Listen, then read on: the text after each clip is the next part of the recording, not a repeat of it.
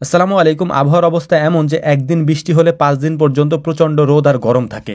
গরমের কারণে খামারের কাজ করা তেমন একটা সমস্যা না হলে বাহিরে কাজ করা অর্থাৎ পাথারে কাজ করাটা একেবারে অসম্ভব হয়ে দাঁড়ায়। প্রচন্ড গরমের কারণে আগের দিন বিকালবেলা দেখলাম যে গাছের মধ্যে আতা ফলগুলি পেকে একেবারে আলু ভর্তার মতো হয়ে আছে। এজন্যই আতা ফলগুলি পেরে ফেলতেছিলাম, কারণ এগুলি যদি আর কয়েকদিন গাছ পর্যন্ত থাকে তাহলে এগুলির বিচি ছাড়া আর কোনো কিছুই আমরা হয়তো খুঁজে পাবো না। এগুলি পারার পরেও খুব দ্রুতই এগুলি হয়তো খেয়ে ফেলতে হবে। এর কারণ হচ্ছে এগুলি এত পরিমাণে নরম হয়ে যায়, মানে একদিন যদি মোটামুটি একটু গরম পায় এই গরমে ওগুলো একেবারে নরম আলু ভর্তার মতো হয়ে যায়। যদিও ফলগুলি ফ্রিজে সংরক্ষণ করে রাখা যায়, কিন্তু এই ফলগুলি যখন ফ্রিজে সংরক্ষণ করে রাখা হয় তখন এই গাছ পাকা আতা ফলের স্বাদটা পরবর্তীতে আর পাওয়া যায় না।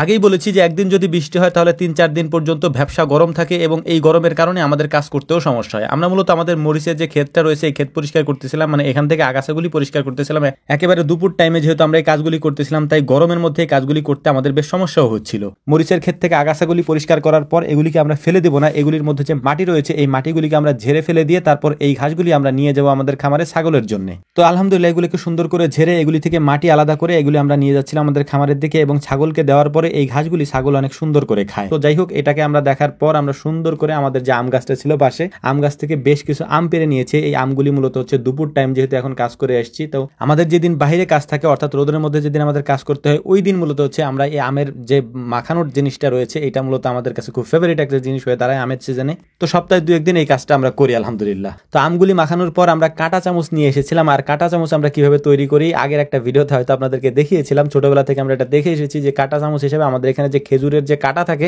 ওইটা আম মাখানোর সময় আমরা ব্যবহার করে থাকি। এটা খুবই মানে ইউনিক একটা জিনিস আর কি।